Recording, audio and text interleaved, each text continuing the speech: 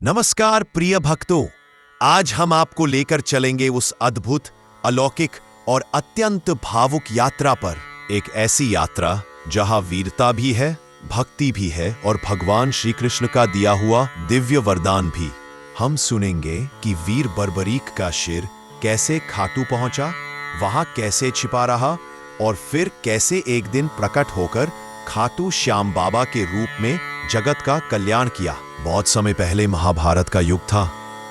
राजा घटोत्कच और मोरवी के घर जन्म हुआ एक दिव्य बालक बर्बरीक। बचपन से ही उसकी शक्ति असाधारण थी। उसकी तीरंदाजी अतुलनीय, ध्यान अप्रतिम और हृदय दयालुता से भरा।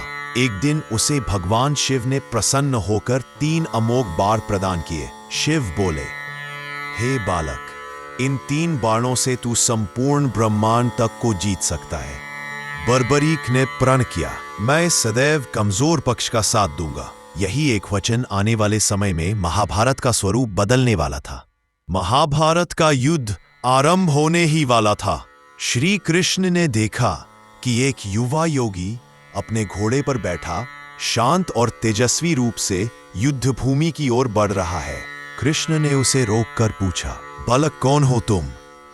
बर्बरीक बोला, मैं खाटू का बर्बरीक, घटोत्कच का पुत्र, 3 बाणों का धनी हूं। कृष्ण ने जब उसकी प्रतिज्ञा कमजोर पक्ष का साथ देने के बारे में सुना तो वे समझ गए कि यदि यह युद्ध में उतरा तो पक्ष बदल बदल कर किसी एक को भी जीतने नहीं देगा, उपद्रव होगा। कृष्ण ने उससे दान में उसका सिर मांग लिया। बर्बरीक मुस्कुरा उठा, प्रभु, यदि आपका आदेश है तो मेरा जीवन सफल। वह स्वयं अपना सिर काटकर श्री कृष्ण के चरणों में अर्पित कर देता है। कृष्ण प्रसन्न होकर वरदान देते हैं, युद्ध का साक्षी तुम रहोगे, कलयुग में श्री श्याम नाम से पूजे जाओगे। कृष्ण ने उसका सिर एक ऊंचे पर्वत पर स्थापित किया, जहां से बर्बरीक ने संपूर्ण युद्ध देखा। युद्ध समाप्त होने के बाद जब पूछा गया, सबसे बड़ा वीर कौन, तो बर्बरीक ने कहा, सारे युद्ध में मैंने केवल कृष्ण को ही युद्ध करते देखा, बाकी सब तो उनकी इच्छाओं के अनुसार चल रहे थे। युद्ध के बाद पांडवों ने बर्बरीक के सिर का सत्कार किया। कृष्ण ने उसके सिर को एक पवित्र झील में स्नान कराया। फिर उन्होंने कहा, अब यह सिर पृथ्वी पर एक पवित्र स्थान की प्रतीक्षा करेगा, जहां यह पुनः प्रकट होगा और कलयुग में भक्तों के कष्ट दूर करेगा। यह दिव्य सिर धीरे धीरे धरती में समा गया और समय बीतता गया। सैकड़ों वर्ष, हजारों वर्ष। समय आया कलयुग का। शेखावाटी क्षेत्र के खाटू गांव में चमत्कार होने लगे। एक दिन एक किसान के खेत में बैलों की हल चलाते ही कुछ खनखनाहट सी आवाज आई। किसान ने देखा जैसे जमीन के भीतर कोई दिव्य वस्तु दबी है। जब खोदा गया तो एक अद्भुत प्रकाशमान सिर प्रकट हुआ। लोग घबराए पर साथ ही उस दिव्य तेज से मोहित हो गए।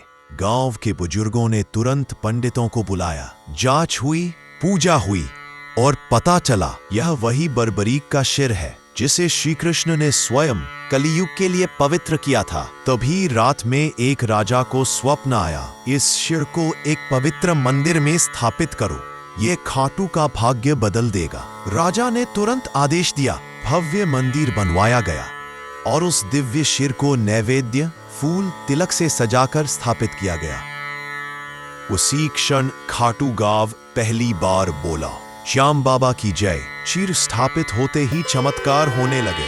बीमार ठीक हुए, मनोकामनाएं पूर्ण होने लगी, दुख दूर होने लगे। लोगों ने धन धान्य पाया, माँ बाप को संतान हुई, व्यापारियों ने उन्नति पाई, लोग दूर दूर से आने लगे। खाटू के रास्ते धूल धूसरित हो गए, पर भक्तों की आवाज गूंजने लगी, हारे के सहारे मेरे श्याम। आज भी खाटू धाम में वह दिव्य सिर विराजमान है। कहते हैं, जिस भक्त का मन सच्चा हो, जिसकी आंखों में आंसू हो, जिसके दिल में श्रद्धा हो, बाबा श्याम उसकी हर मनोकामना पूरी करते हैं। खाटू का यह पवित्र धाम आज संसार भर में अपने चमत्कारों के लिए प्रसिद्ध है। और ये सब संभव हुआ क्योंकि महाभारत का वह दिव्य सिर युगों की यात्रा तय करके खाटू पहुंचा।